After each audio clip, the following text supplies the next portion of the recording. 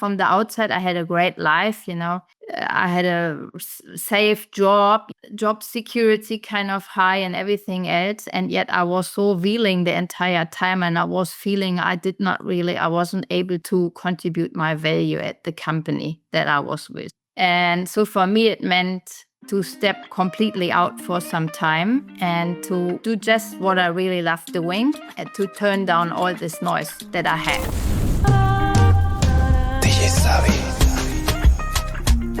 Katja Manthey is a visionary creator, leadership catalyst, and quantum flow practitioner with over 30 years in corporate leadership and entrepreneurship. She bridges science, spirituality, and conscious creation to ignite what she calls the radiant leadership revolution, a movement guiding leaders from compliance to sovereignty and from control to coherence. Her work teaches that true leadership isn't about doing more, it's about being more. She helps people lead by frequency, not force, and by integrating energy, embodiment, and integrity. Hi, Katja. Thank you so much for being here. I'm so excited to have you on the podcast. How are you? Hi, I'm so thrilled that I can share today what is such a item so close to my heart, to bring the radiant leadership to more people in the world. So why don't you give us a little bit of a history about you and how you got onto this path of radiant leadership and exactly what it means and what you do? So when I was going to school, I had the first day at school, and I was so proud of myself. I had this school backpack and everything else. And on the way to the school, my grandmom said, "Now the seriousness of life starts."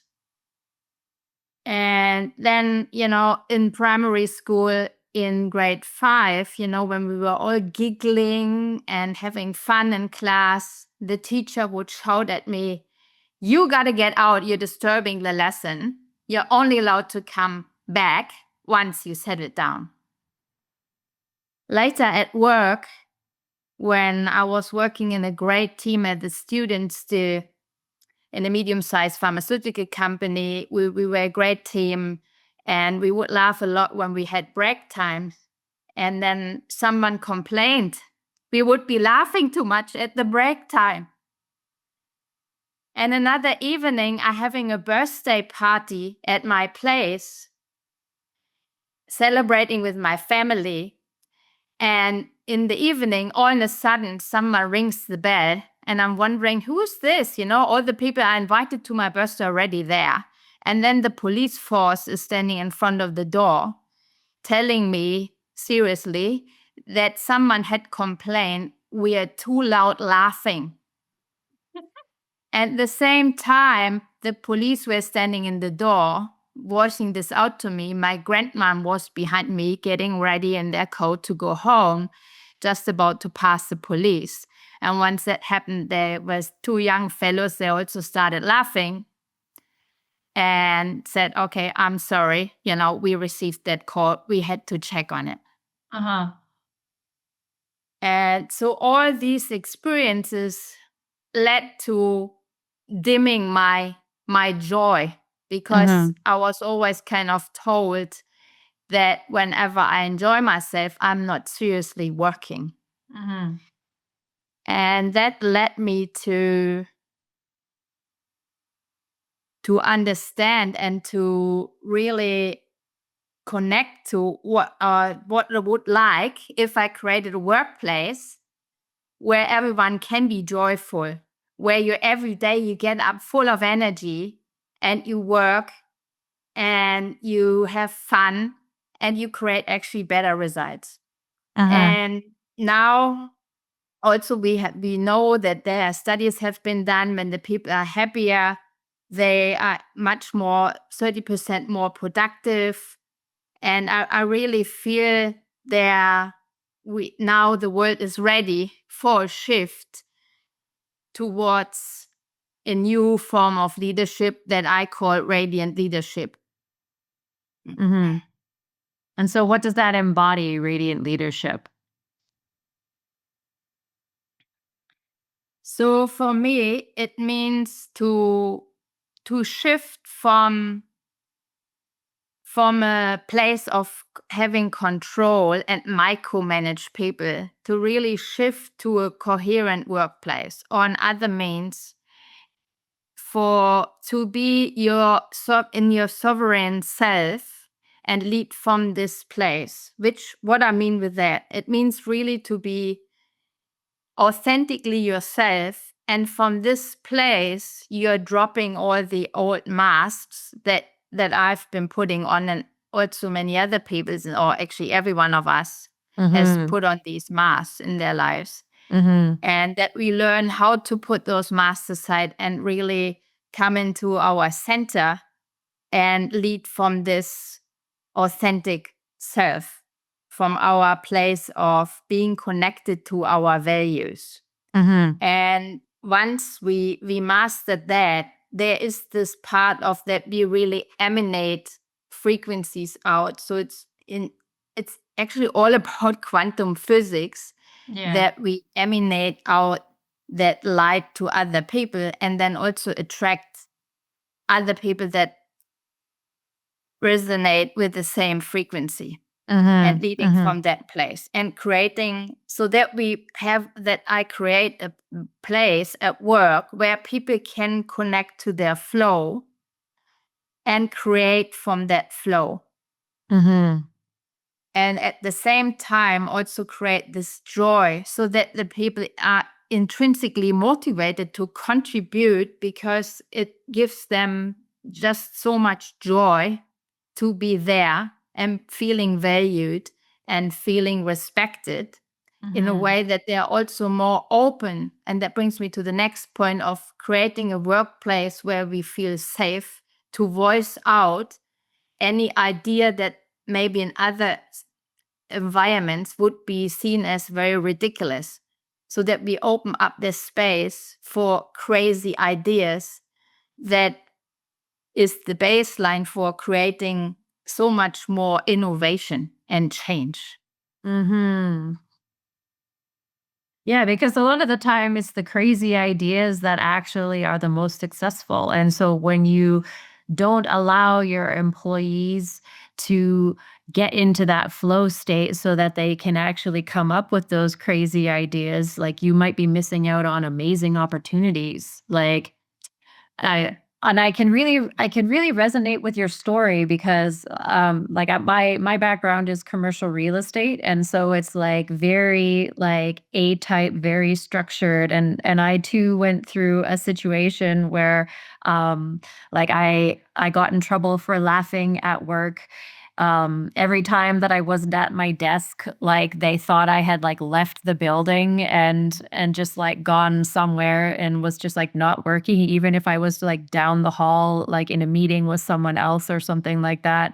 And they used to like time my bathroom breaks and things like that. And it's just, yeah, it's so demoralizing as an employee. And so, I kind of wonder, like, why do people think that that type of leadership is effective versus radiant leadership, where it actually allows people to like step into themselves and get into that flow state in order to create those ideas? Like, you must have some insight on that.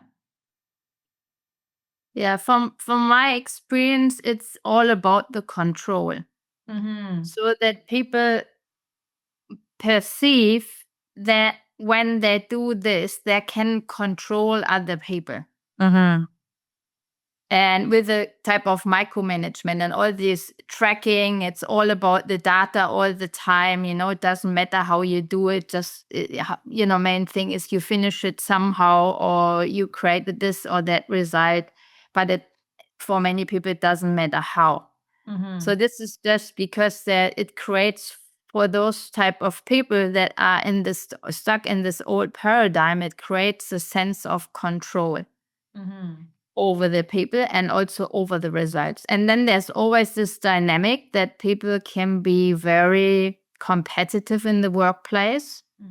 And it is exactly for me also the old paradigm with the radiant leadership. There is no competition, there's only co-creation.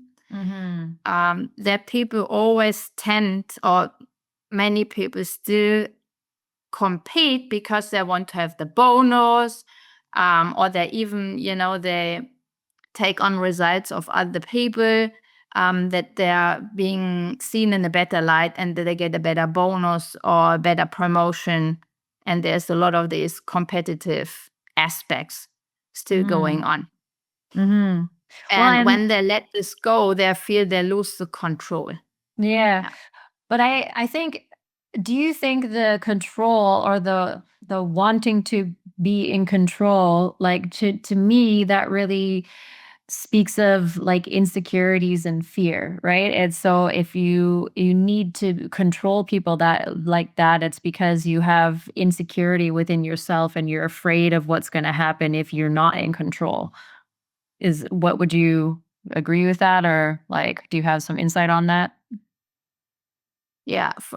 So underlying is exactly that fear to lose status, that fear that other people could be better than you. And also sometimes also anger and frustration, which is also driven by fear.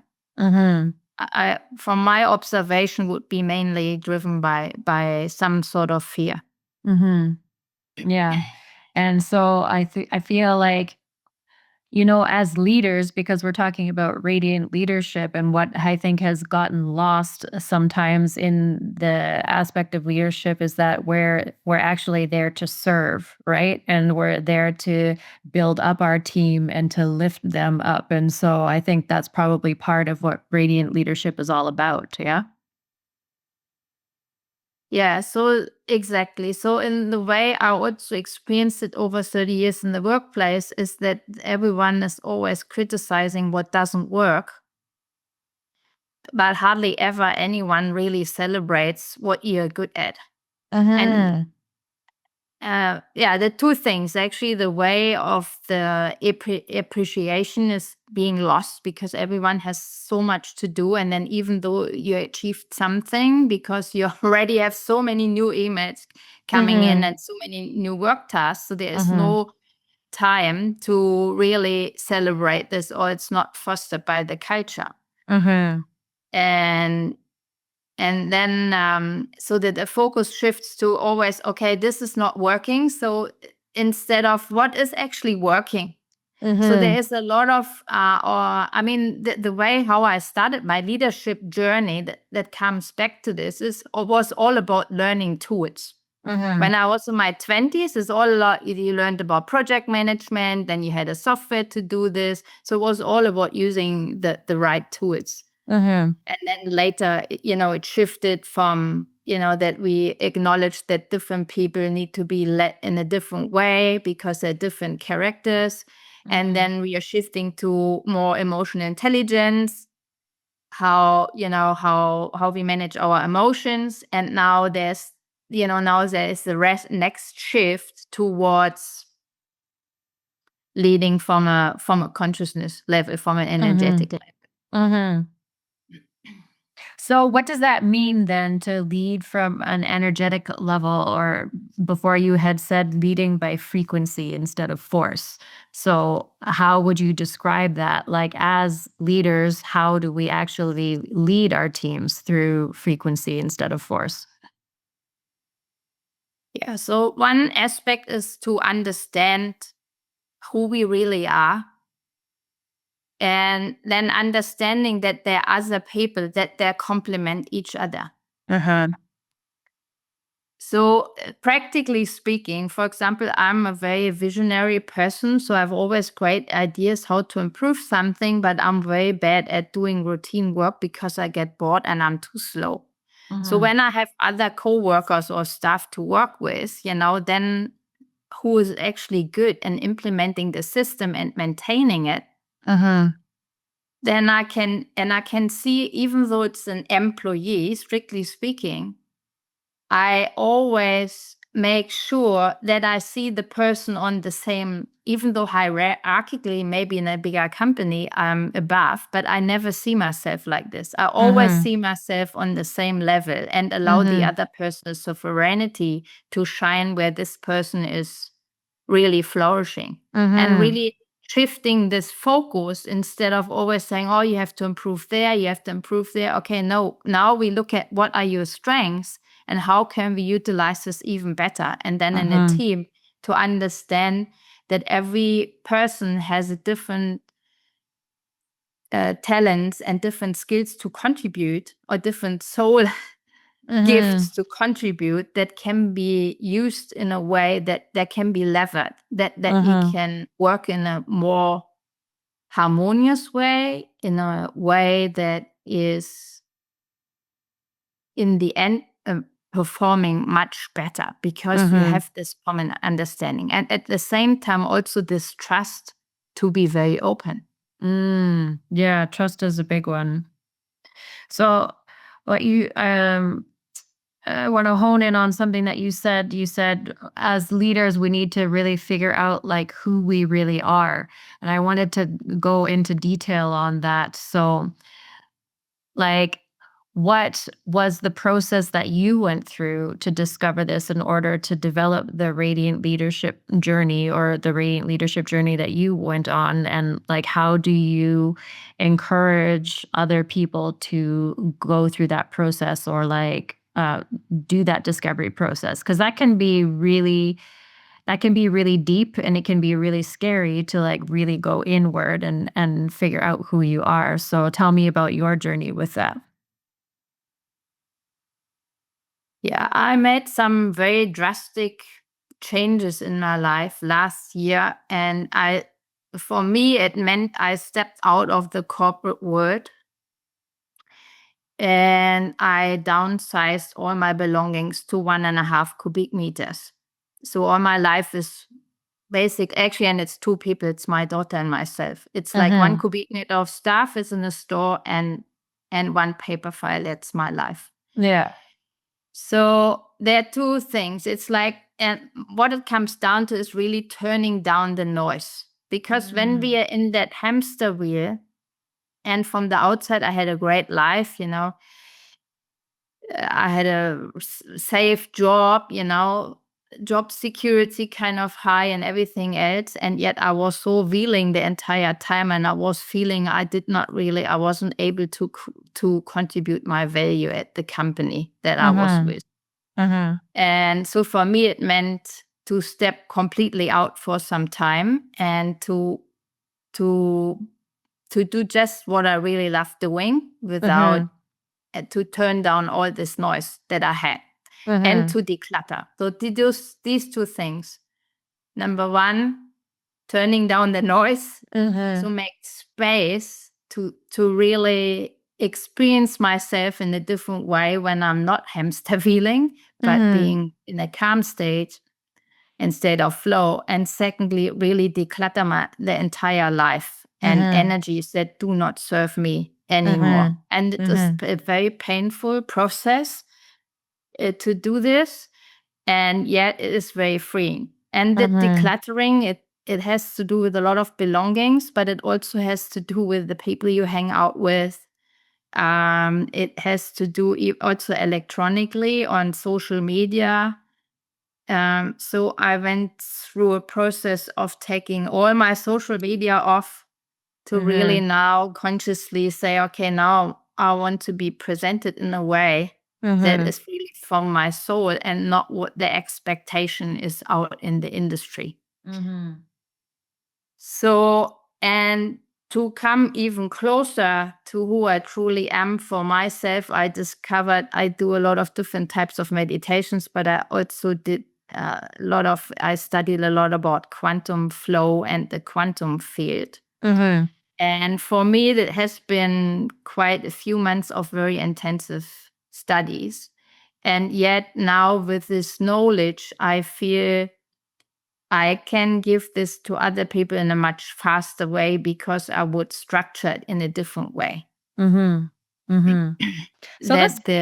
And I'm very clear now what really led to this process. And so identified 8 different shifts that I've been through.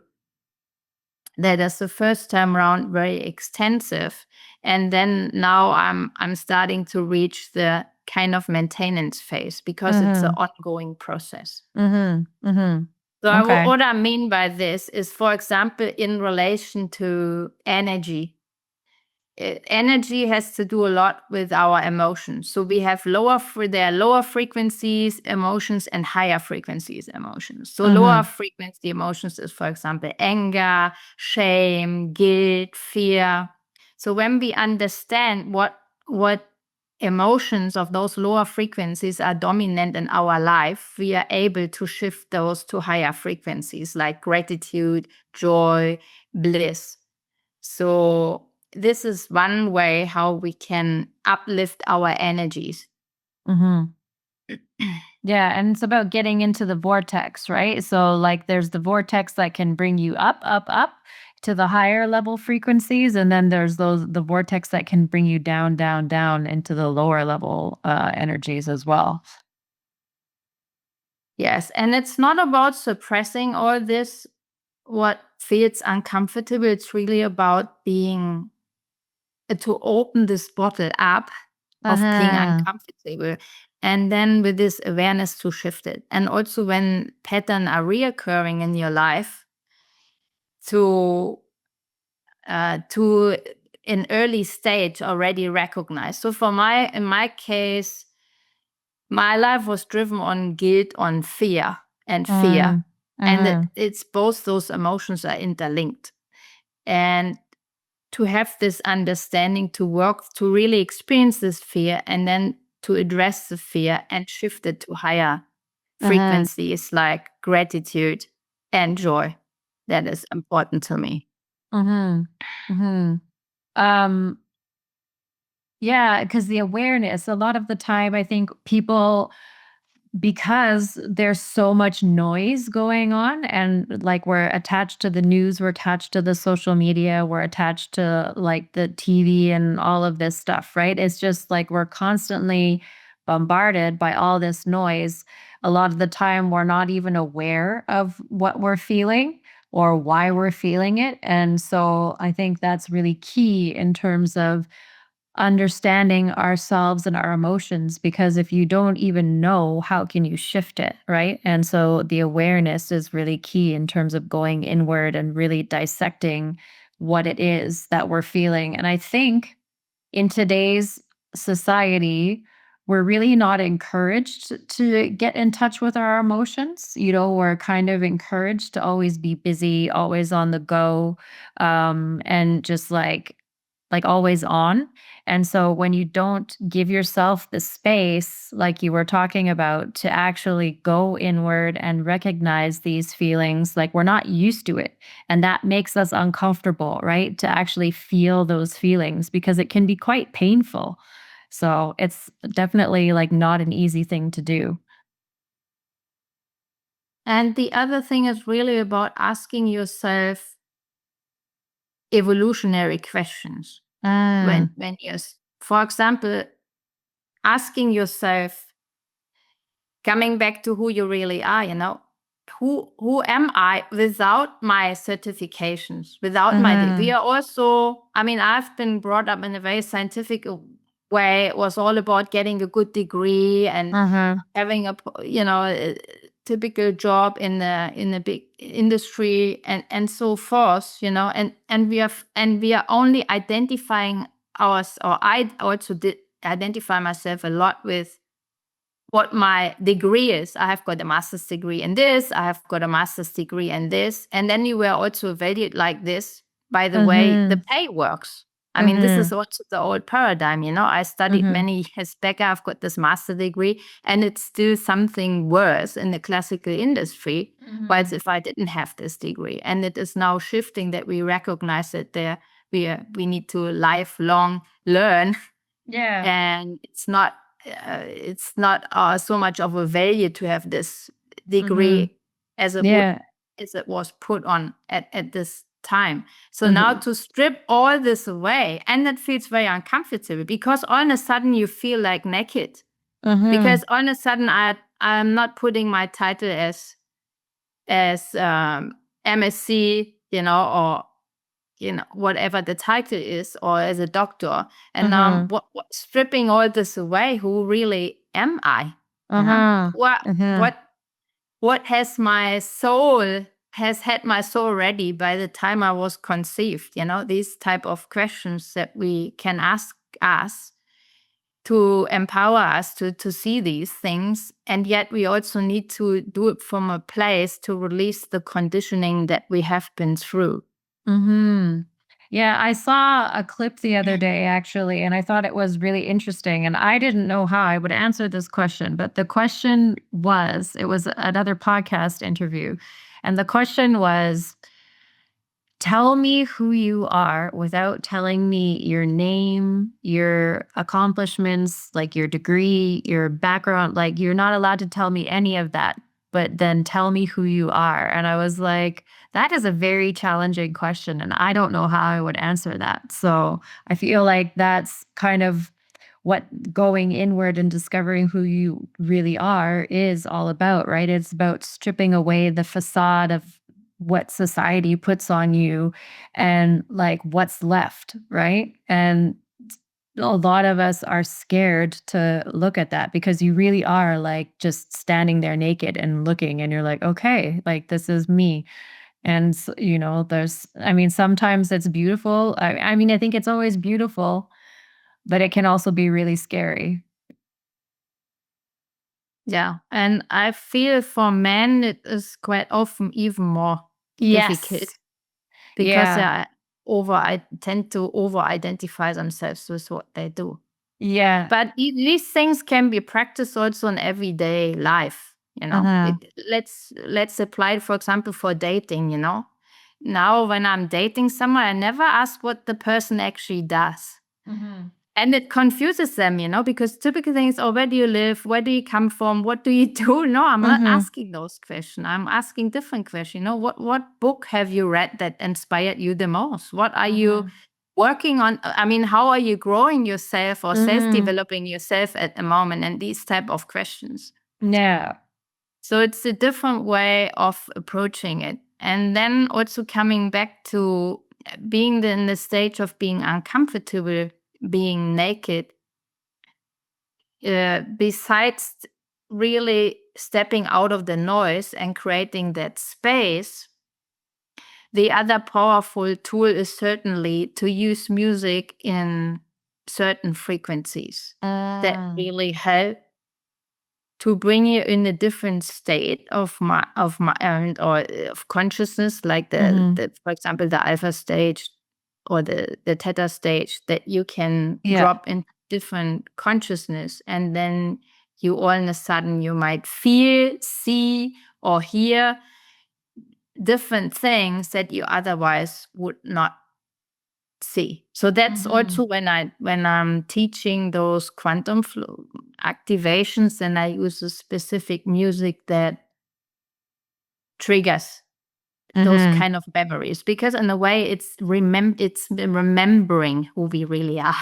Yes, and I We think have it that's inside us. yeah, it's like we forget, right? Like when we come Yeah. here and like we're reborn into this earth plane and like we forget, and then it's like the whole process of remembering, like, oh yeah, like that's who I am. And so that's really an interesting path of discovery. Um, what frequencies do you use? Like, there's two things that I want to talk to you about.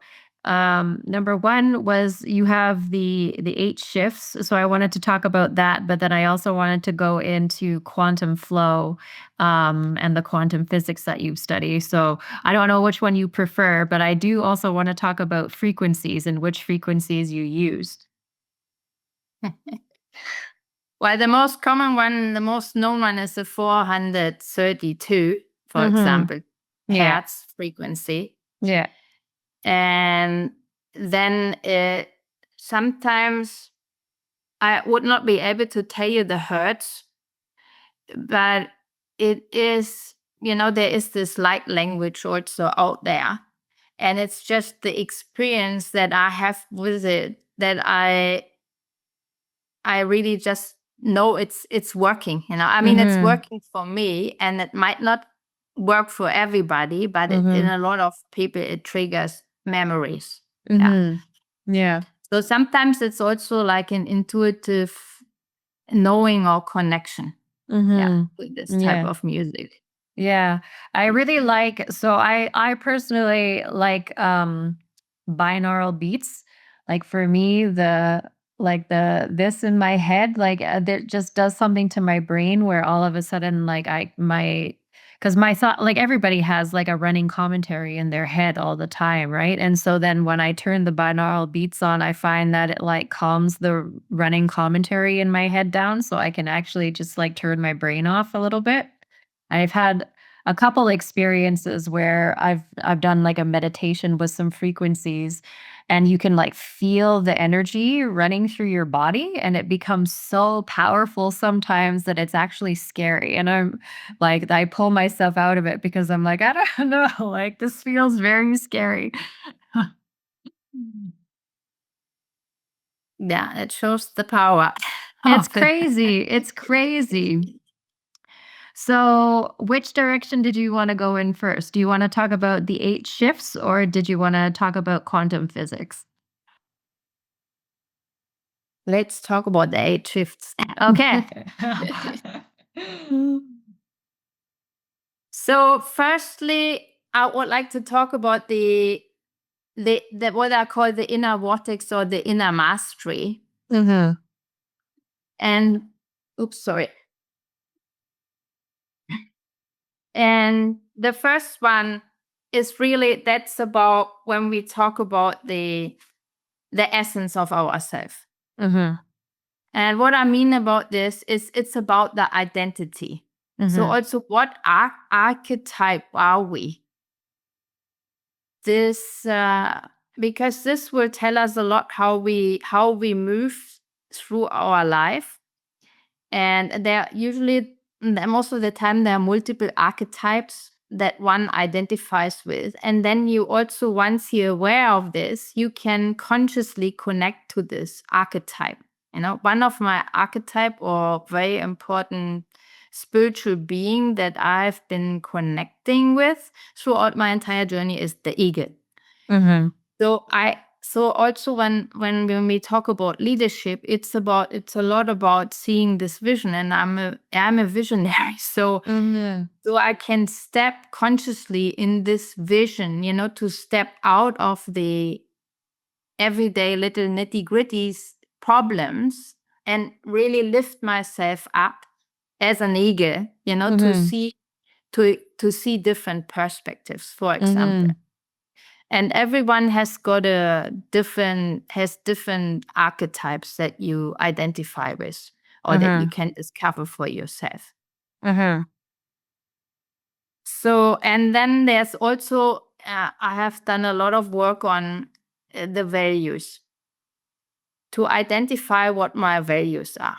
Because once you really fully understand what your essence is and what your core value and what your core values are, it makes a lot of things much easier in your life. Because then also every decision that you make, you can ask yourself, is it aligned? Or, for example, do I make this decision from a place of flow? Does it feel light to me or does it feel heavy? So I can ask myself certain questions, and that helps me with all these day-to-day decisions that you have to make, big business decisions, or it can be also like smaller everyday decisions that we have to make, or where to live and these things. So so driving from all those vortexes, then this can be translated kind of over to a life compass. So what we have at the end of these 8 stages, you have like a compass that is valid for this moment or for this point of time. It might change, that you can revisit then. And the second one is all about embodiment. So now that you have the knowledge, now the next step is, okay, my value is, for example, abundance, do I really live by this? Or do I every day I'm scared that I don't have enough money? Or am I constantly scared that I'm not meeting the timeline? Am I living out of scarcity? Or do I really live my value? And that helps me also to really get out of the space of always doing more. No, it's not.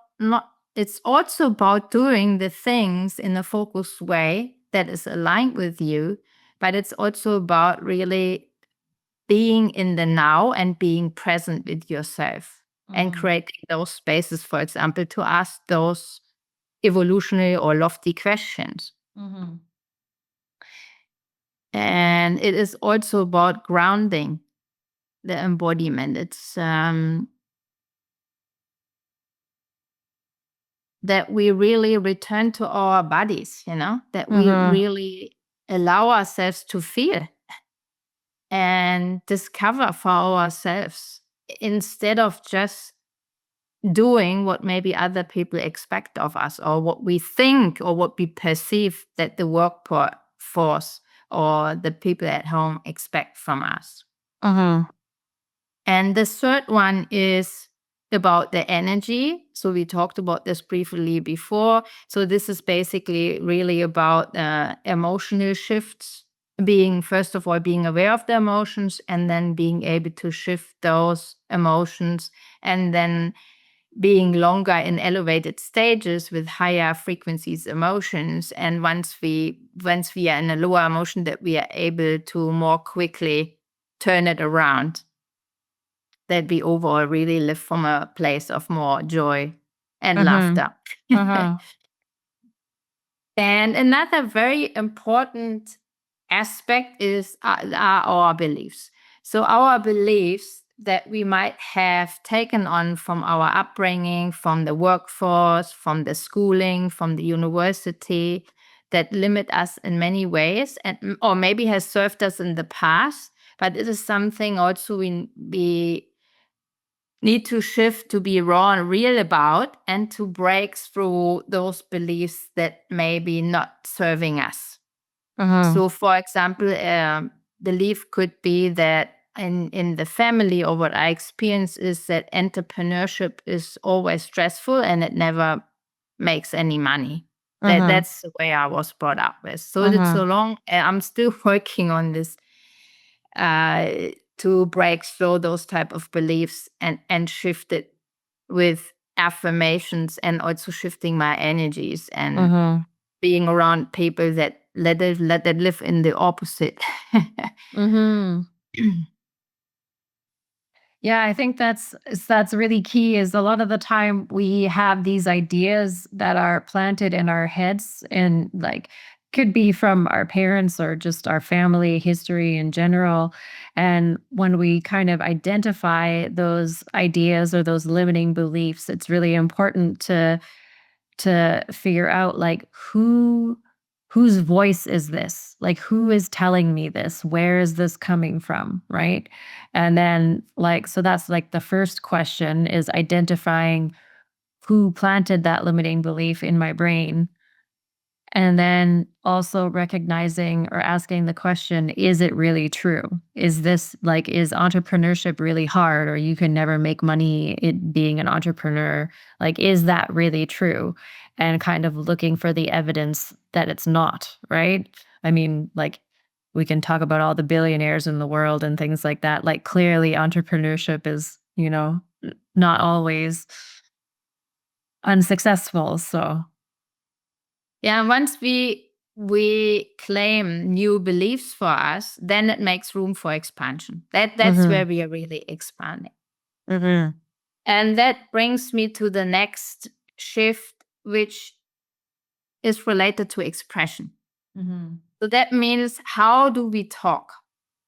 And that's there is also this term of authentic language. And that brings you really to a next level. Am I communicating to the outside world what I embody in an authentic way? And this can be very subtle, and it is things that kind of everyone does.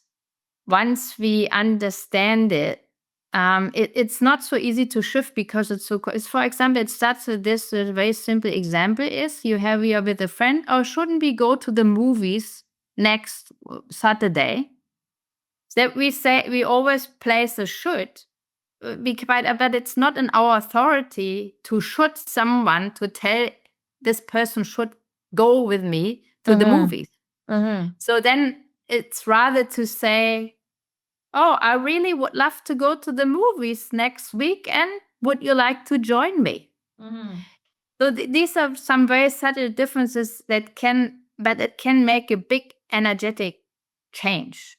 And also to state our preferences from really what we truly prefer doing or desiring in this very moment, and not what we think what potentially can bring us to a deal, a business deal, for example, or a house deal, that we present ourselves in a different way, or omit certain information instead of really being authentic and honest about it, and then making this deal from that place. And that in the short term, it also means that maybe some things that I also experienced myself by being authentic or very truthful, that kind of sometimes it just fires back on you, but in the end it works for you.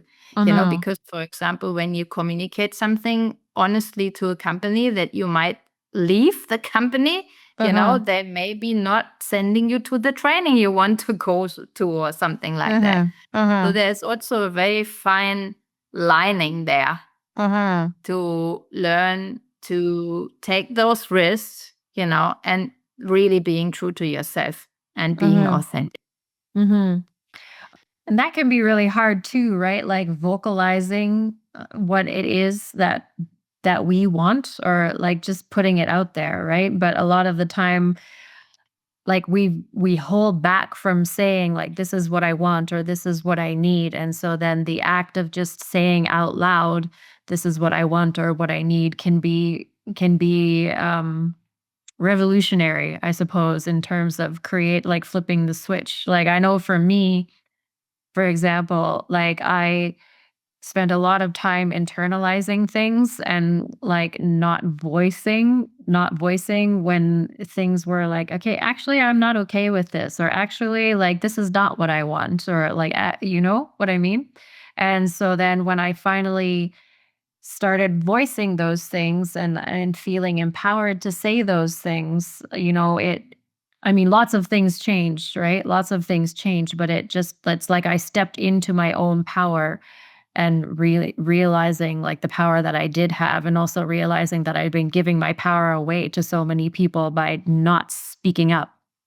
And then there is the outer vortex. This is when we talk about emanation. Yeah. So the actual radiancy. So once I have worked through all this, then we automatically end up really being in this radiancy state through this expression. And because we are emitting other frequencies. And from this place, it gives us a different way of connecting to others.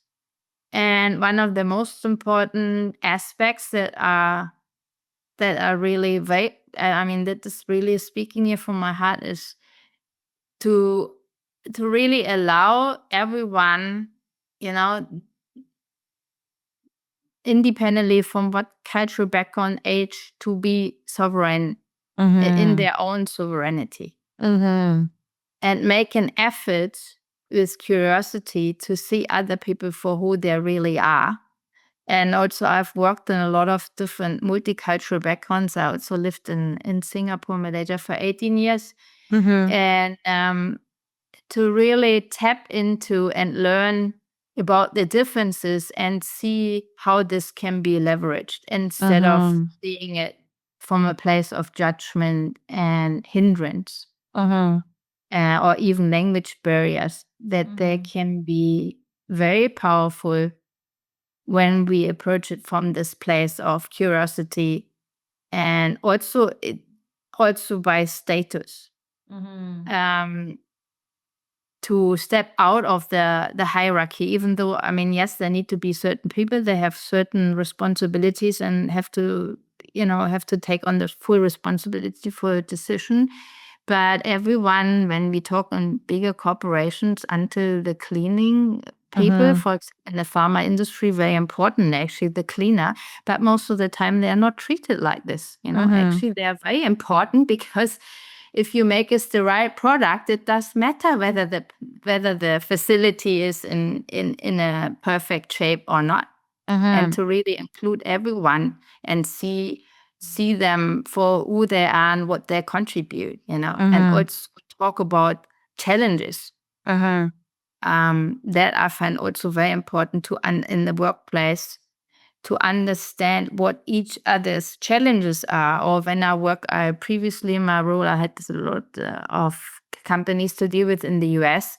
And where also everyone is very much hamster wheeling all the time. And then I was the person to take time to actually connect to the people and ask them who they really are. I mean, really expecting like a deeper conversation, and then also ask about their struggles. And once you understand the struggles of the people you work with in your own workplace, or also with clients, then it completely shifts the way you work together. Because all of a sudden there is a commitment from people to help you also to meet certain timelines, because there is a common understanding what the struggles are. And then you can also deliver your part of the work in a way that it is really easy for the other party to work with. And instead of making it more difficult, because I either don't know, or some people just don't care. So this complete shift of working together.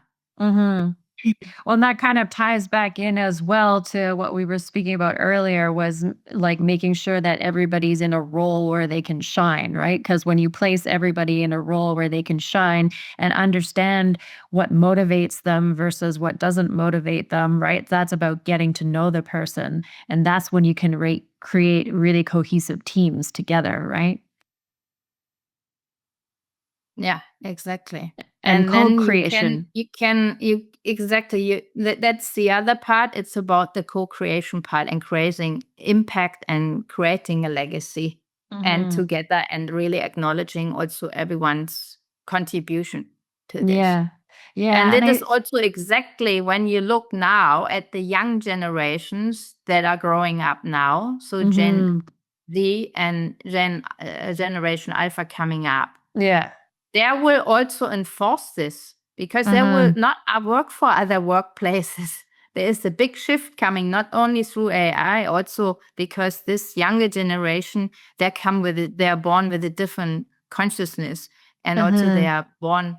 I mean, I'm internet immigrant, what recently someone put it, and the young generation, they're internet citizens, or now they're AI citizens, they have a complete different approach. Exactly, exactly. And so I think that's going to dramatically, like, as Gen Z, I don't even know what the ages are these days, but like, I think Gen Z is like just starting to come into the workforce. And it's really, I think it's really mind opening for, the boomers who are retiring. And so you have like these boomer managers who are trying to communicate and work with this Gen Z that is just like on a completely different wavelength. And I've heard there's, a bit of a disconnect going on there.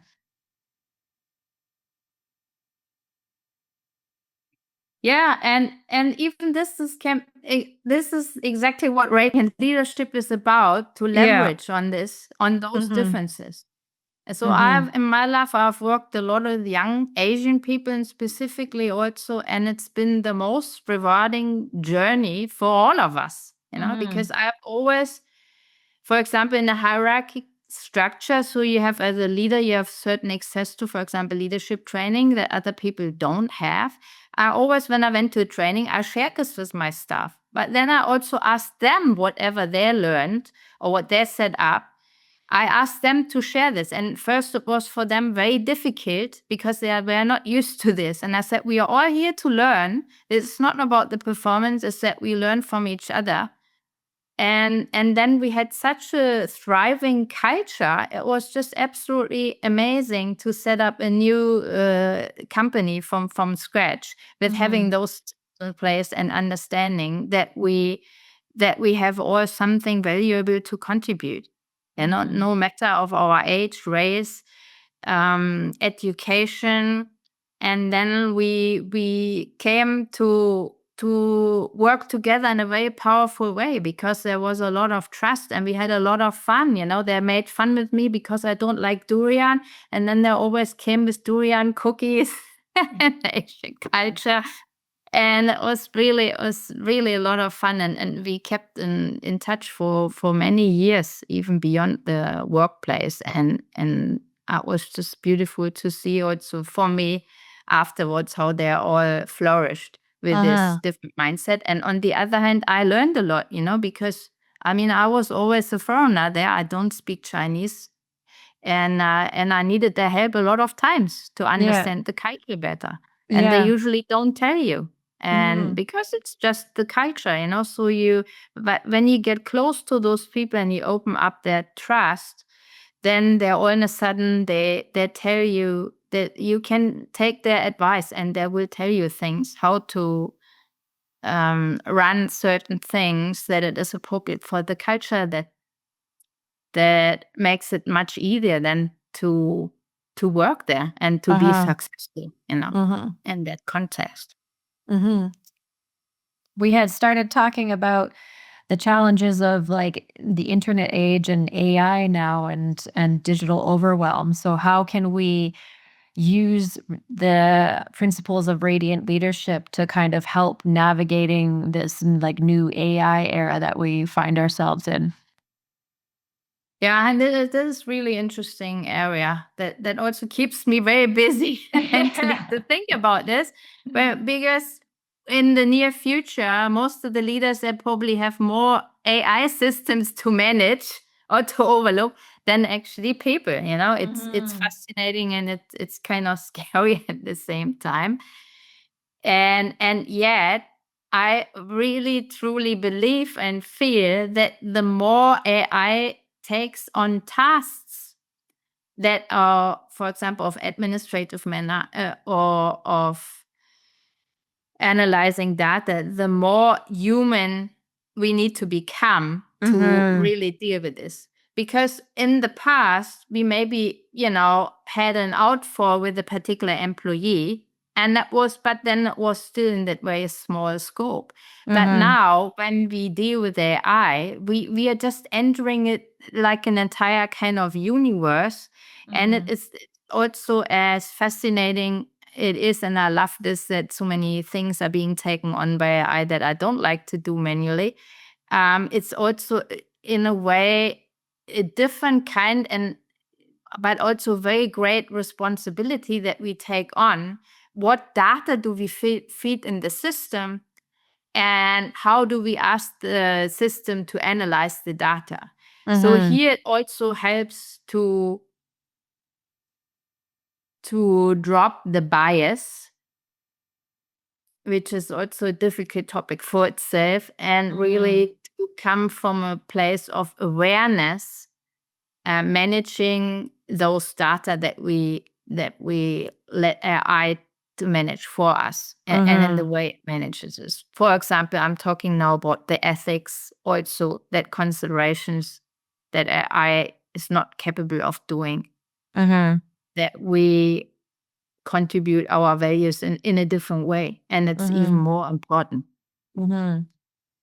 Yeah, and the thing about AI, what I really like what you said is as AI becomes part of our daily lives more and more, like we need to kind of counteract that by becoming more human. Because the thing about AI is that, like, yes, it can do a lot of things really quickly, but then sometimes, like, you look at it and you're like, this is not true at all. Like, you have to go over it and you have to, like, put the human touch back in, because it's like, okay, this is a made up thing, or this is not true. This is not exactly what I meant. And so it's kind of like, yes, it helps, but at the same time, it also creates another layer of work, because it's like you have to review what it did to make sure that is actually true, or that there's actually a human element into it. Yeah.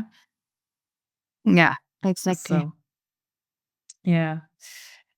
Um, so, uh, did you want to talk on quantum physics and, quantum flow, and how you incorporate that into the radiant leadership philosophy, or how you work with quantum flow in your work? Yeah, so when going through these different or triggering those different shifts, I would use different either quantum flow or quantum activations. So there are like, so quantum flow is with movement, Mhm. and quantum activations is more like a meditation where you can sit or lie down. And I use those tools so with quantum flow, we are able to shift emotions. For example, we can shift frequencies because with a quantum flow, we are able to recalibrate our nervous system. So we have different nervous plexuses in our bodies. And those, with certain movements and also vocalizations, we can, for example, balance the parasympathetic and the sympathetic nervous system, or we can work specific areas in the body to recalibrate the nervous system, because the nervous system, it stores a lot about our traumas, our old beliefs, and then we function from this place. And there is also a true power to it, because the good thing is, for example, some of the beliefs we carry or some of the emotions that we struggle with, we are fully aware, and others, they are maybe more covered, that we are not so easy, it's not so easy for us to retrieve them, and it is also not in all cases necessary. So we can walk through those and transmute it just by the process, for example, what's called alchemy and quantum flow, that we can let go of those old beliefs and the energies that just don't serve us. So there are different phases that you work through in quantum flow. And when I teach this, you usually, for beginners, you would not teach the different stages, because it might be a bit confusing, and we want to get the people out of their minds when they're doing it. Yeah. But for here, of course, I'm more than happy to explain this. So the practice, it always starts with a form of grounding, where we connect ourselves to our own being, but also to the earth and the heaven, and bridging the two together in our heart center, because everything comes together in our heart. And then there is a process where we, from this grounded place, and basically creating this connection to a higher consciousness, we are going to the next stage that is called alchemy. And in alchemy, we use, so for example, also by voicing things out in very funny ways that our conscious mind doesn't like usually, but we overcome this, and we are able then to vocalize what's stored also in the subconscious way. There is, for example, this what they call gibberish, where you just talk nonsense. Yeah. And it's for many people very difficult to do this, because Yeah. we are also conditioned. But there are some relatively easy strategies to work through this. And then from that place that we have cleared whatever the intention was for this day. So every practice starts always with grounding and setting a concrete intention.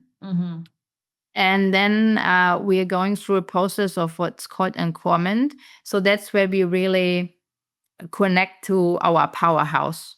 Uh-huh. On some traditions, it's called the hara, where we really light up this fire in our solar plexus area and boost our confidence and light up this fire to get more energy to our heart center.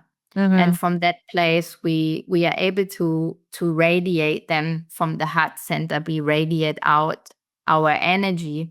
And then we reach a state that is called the flow stage. So from this stage, now that we have cleared all this, we learn.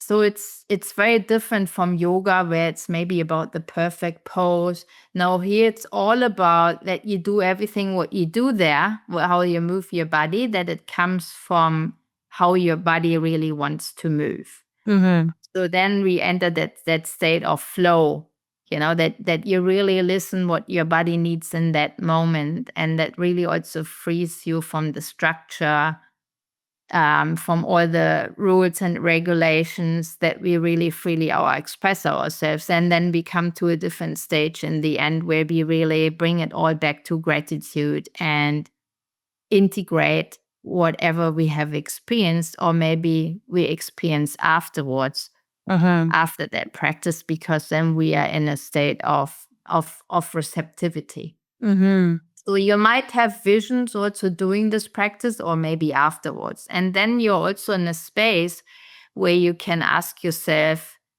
empowering or, lofty questions. And you will have a different outcome than afterwards. That's in principle how it works.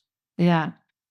Yeah, I've done a few of those exercises before, and it's like getting over a hurdle of doing those exercises of feeling like ridiculous because you're dancing around or whatever and listening to music. And so there's like this discomfort that you feel when you first start it, because you're like, oh, I look ridiculous and blah, blah, blah. And these people are probably laughing at me or whatever. But then when you get over that hurdle and you just feel the joy in movement and just expressing yourself the way that your body wants to be expressed, and getting into that state, it can be, it's so freeing. And I think a lot of what holds us back in life in general is like we put these constraints around ourselves of like what's proper and what we should do and what we shouldn't do, and that actually really holds us back from doing the things, or like radiating the energy that we could be radiating. Yeah. Yeah, exactly. I mean, very similar to what some of the ecstatic dance journeys also provide. And it is also all about this, about your authentic expression, isn't it? And going maybe even through a particular journey with this. Yeah, it is very freeing. Well, and then And that it goes. brings you. Oh, Go sorry. ahead. No, go ahead. Go ahead. No, and it brings also your creativity to a next level. And also to understand your biorhythm in a new way, that you really understand when you're low in energy and when you're high in energy, so you can reschedule and restructure your entire day, because you have a much better understanding when you're in flow and when you're not, when you're connected to this through this practice. It is very powerful. Yeah. Well, and that goes back to the idea of like micromanaging and control, right? Like when people need you, like another experience that I had at the same workplace was that like I had to take lunch from 12 to 1. I was not allowed to take lunch from 12:15 to 1:15 or 11:30 to 12:30. It had to be 12 to 1. And it was like, well, what if that's like my prime time, like creative hours or something like that? Like, what if that's what I get an energy boost, right? And so just limiting people and controlling people in that way, like you're cutting yourself off from any creativity that could happen in the workplace. Yeah, exactly. That Mhm. is or like yeah, or other that for me it's like I'm most creative in the mornings always, that also people in the past have taken over time for me in the morning. Now I'm very aware of this, so I make sure that I have got this time for myself in the morning, then I Yeah. use those most I think powerful hours, and all eh, meetings I schedule in the afternoon because I know I'm good at hosting meetings in the yeah. afternoon. Yeah, yeah, And and I think a lot of people are that way. Like deep work is really good to do first thing in the morning when your brain is fresh and you've like however you start your day, right? And so that's what I try to do is I try to do all my like I used to do my emails first thing, right? I would get into the office and like check my email or whatever, but I realized like that probably wasn't the best use of my time because like the emails pile up, right? So putting the emails kind of toward the end of the day and setting your deep work hours first thing when you're fresh. yeah, and So then you in the end you're much more productive, more and productive, you you can get work. way more done in the same amount of time. So, what is your vision for the radiant leadership revolution in the next decade? Like, how do you envision this coming forward? For me, and once as I was involved in a startup, and at the time I think the people probably thought I'm completely crazy, but it's really like creating workplaces where the people love to work. Love Mm. and laugh to work. But That is the shift. But that really begs the question, like, why is it that we have this ingrained in our brains that work has to be unenjoyable? Because it seems to be this idea that the whole world has that the only way it can be considered work is if you hate it. And it's like, why does that have to be the case? Like, why can I not love my job and go to work and, be in complete joy at what I'm doing, Um, it's sad. Yeah, and yet I mean it's starting to shift. And I Yeah. really also feel the younger generations there will many things that maybe my generation still accepting. They will just, they just will refuse to work for organizations like this. Yeah. Yeah. So they So, will also create more push yeah, I believe it. I towards it. believe it. Mhm. So, did you have anything else you wanted to talk about before we wrap up? I'm ready for to wrap up. Okay, well, why don't you what are your social media handles and where can people find you online? So at the moment, you can find me exclusively only on Instagram at Okay. Katja Manthey, and that's it. Okay. Amazing. So, well, thank you so much for coming on the podcast. I really, really enjoyed this. I hope you did too. I will post your link in the description so people can find you really easily. Thank you again so much. I hope you enjoyed it as much as I did. We really appreciate having you here. DJ Savvy.